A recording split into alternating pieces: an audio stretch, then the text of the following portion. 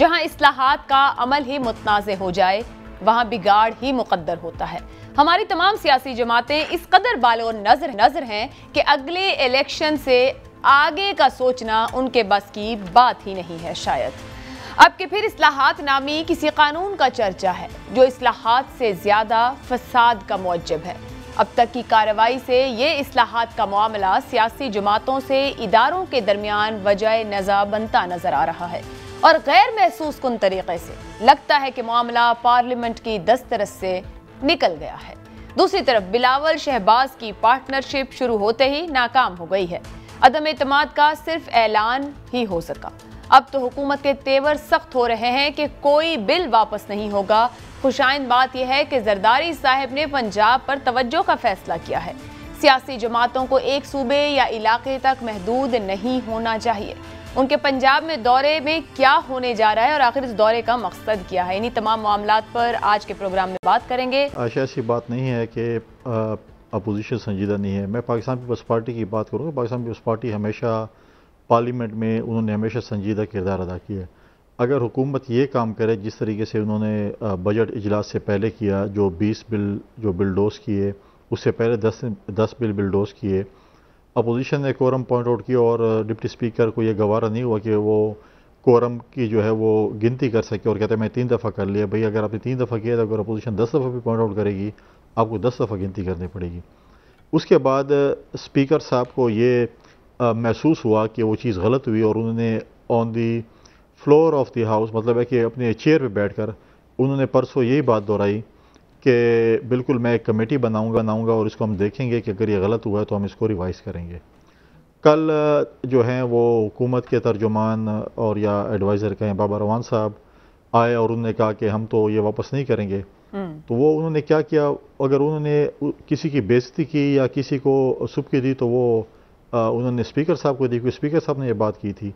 तो ये चीज़ें अगर आप कहें कि जी हम उसमें संजीदा नहीं है। फिर आपके जब बिल इलेक्शन कमीशन में गया तो इलेक्शन कमीशन ने उसमें से तकरीबन 42 या 44 अमेंडमेंट्स हैं, उसमें से 30 प्लस पे जो है उन्होंने अपने खदशात का इजहार किया कि ये चीज़ ठीक नहीं है। हम इसको मूव कर रहे हैं, सेनेट में पाकिस्तान पीपल्स पार्टी इसके ऊपर जो है दोबारा इसको एक मूव कर रही है कि इस चीज़ को जो है दोबारा देखा जाए, क्योंकि इस किस्म की जल्दबाजी, इस किस्म की अगर आप वो करें और जिस किस्म के बिल यहाँ पर बिलडोज हो रहे हैं तो अमरीत की भी आपने को पीछे छोड़ दिया। ये काम तो अमरीत में भी नहीं हुए जिस तरीके से ये लोग ये काम कर रहे हैं। अगर ये बिल डिस्कस हो जाता नेशनल असम्बली पे और अगर इसको डिस्कस कर लेते और जो मूवर्स हैं उनको भी डिस्कस नहीं करने दिया तो आप इतनी जल्दबाजी में क्यों हैं? अगर आप कमेटी मीटिंग्स इन टाइम बुलाते, कमेटी मीटिंग्स का अपोजिशन का काम नहीं है बुलाना, हुकूमत का काम है, उसके चेयरमैन का काम है, उसके चेयरमैन मीटिंग्स बुलाए। देखिए ये जो इलेक्ट्रॉनिक वोटिंग मशीन है इसको और आई वोटिंग को हमने रिजेक्ट किया है बुनियादी तौर पे और हमने उसकी वजूहात ये दी हैं कि इलेक्ट्रॉनिक वोटिंग मशीन को भी और आई वोटिंग दोनों को मैनिपुलेट किया जा सकता है, क्योंकि सिस्टम जो है वो इलेक्ट्रॉनिक है, उसके अंदर मैनिपुलेशन ज़्यादा आसानी से की जा सकती है। और ख़ाली इशू नहीं है, देखें जब से डेमोक्रेसी शुरू हुई है दुनिया के अंदर तो ये बात हमेशा इंश्योर की गई है कि जो वोट डालने जाता है उसका वोट जो है वो सीक्रेट होता है, from the point of view कि ये नहीं पता चल सकता कि किसने किसको वोट डाला है। लेकिन जब आप इलेक्ट्रॉनिक वोटिंग या आई वोटिंग इंट्रोड्यूस कराते हैं तो आपका वोट ट्रेस हो सकता है आप तक। और अगर ये वाला मामला हो तो ये बड़ा डेंजरस है, क्योंकि देखें ना अगर ज़मींदार हैं या जागीरदार हैं या बड़े ताकतवर लोग हैं वो ये पता चला लेंगे किसने किसको वोट डाला है तो फिर तो बड़ा मसला हो जाएगा, फिर तो आपका पूरा निज़ाम बैठ सकता है। तो हमने, और ये खाली पाकिस्तान में नहीं, ये दुनिया में एनानोमिटी, इसको अंग्रेजी में एनानोमिटी कहते हैं, एनानोमिटी का बड़ा इशू होता है। और अगर आप एनानोमिटी नहीं डालेंगे, ईवीएम का इस्तेमाल भी तो हो रहा है ना अफनान साहब। देखें ईवीएम का इस्तेमाल जहाँ पे हुआ है वहाँ पे एक तो बातदरीज हुआ है, ओवर मैनी डेकेड्स हुआ है, जैसे हिंदुस्तान में हुआ है, और बहुत सारी जगहों पे ये भी हुआ है कि उन्होंने इम्प्लीमेंट किया है और फिर वापस बैक ट्रैक किया है। अब मिसाल के तौर पे बरतानिया में आज भी पुराना निज़ाम है, जर्मनी ने आगे ये वोटिंग मशीन वगैरह किया था वापस चले गए, अमेरिका में कुछ जगहों पर वोटिंग मशीन से ज़्यादातर नहीं है। तो ये कोई यूनिवर्सल नहीं है कि electronic voting machine he is the way forward. और ख़ास तौर से पाकिस्तान जैसे मुल्क के अंदर जहाँ पे स्टैब्लिशमेंट का बड़ा अमल दखल रहा हो पाकिस्तान की पॉलिटिक्स के अंदर, इवन 2018 का इलेक्शन आपने खुद देखा है, उसके अंदर आप ईवीएम और आई वोटिंग डाल दें ताकि मैनिपुलेशन करना और आसान हो जाए, ये तो मतलब डेमोक्रेसी के जो स्पिरिट है उसके खिलाफ है और इसकी वजह से बहुत ज़्यादा मसाइल पैदा होंगे। इसलिए हमने गवर्नमेंट को ये कहा था कि ये एक तो इसको बुलडोज नहीं करना चाहिए था। जब आपने बुलडोज किया तो इसको आपने और कंट्रोवर्शियल कर, पहले आपने एक ऑर्डिनेंस लिया है, फिर आपने बुलडोज किया, अब ये सेनेट में आया है। हमने ऑलरेडी उनको तजवीज़ जो है वो देनी शुरू कर दी है कि आप ये चीज़ें निकालें इसके अंदर से।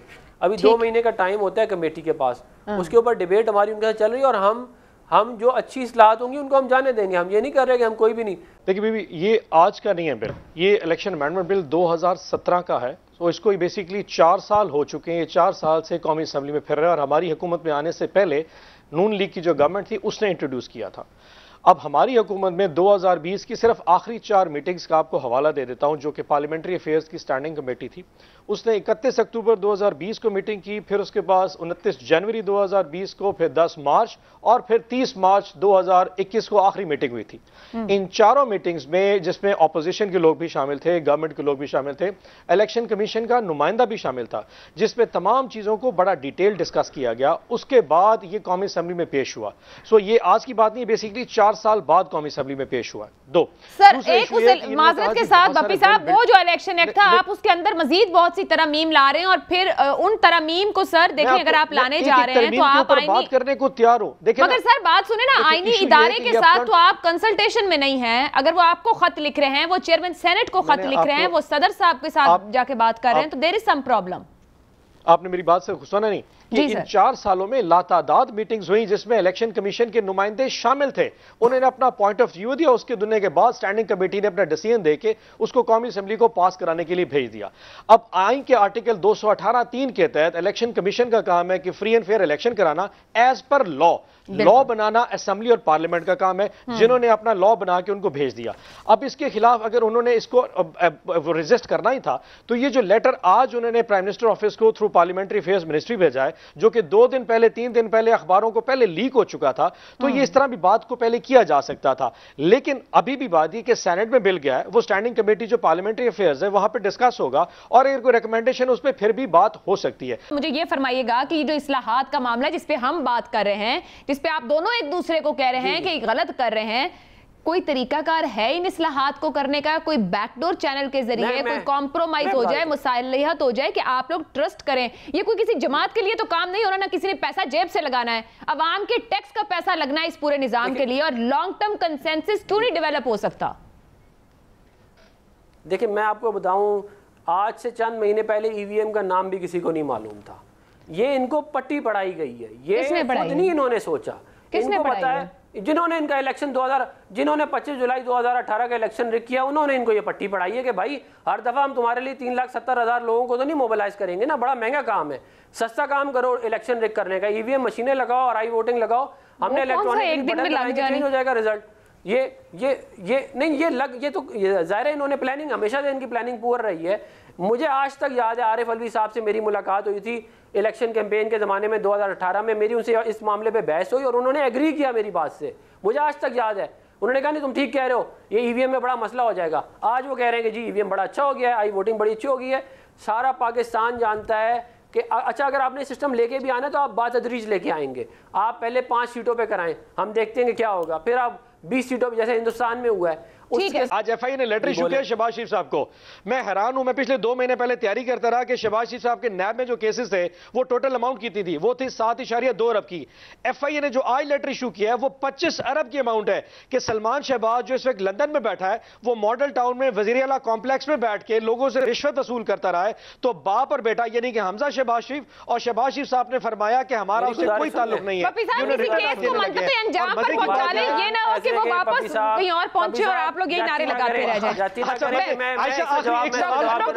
जवाब ले ले, लाहौर हाई कोर्ट ने जमानत वाले फैसले में लिख के दिया कि कोई ऐसी चीज नहीं है, सारा कुछ झूठ का पलंदा है। आप खुदा का वास्ता लोगों से झूठ बोलना बंद करें, ये बात गलत है। आज का सवाल पता क्या है? एफआईए की बात कर रहे हैं सर, फिर जहांगीर तरीन वाले एफआईए के केस की भी बात कर लेना बप्पी साहब, यहाँ पे तो अब जाके इदारे खुद पीछे हट जाते हैं कि जरूरत ही नहीं है हमें।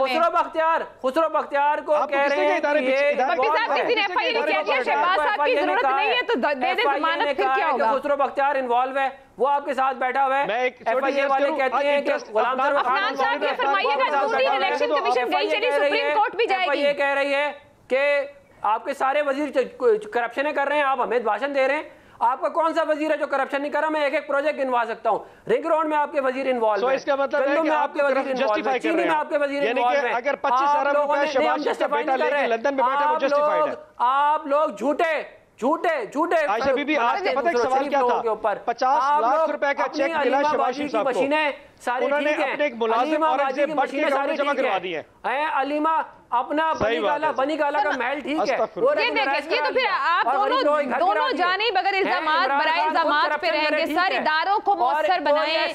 मुझे बताएं, ट्रांसपेरेंसी इंटरनेशनल मुस्लिम लीग नून की है क्या? वो कह रही है कि इमरान खान चोर है, वो कह रही है आपकी हुकूमत चोर है। आप हमें बोलते हैं, आप लोगों पे झूठे केसेस बनाते हैं।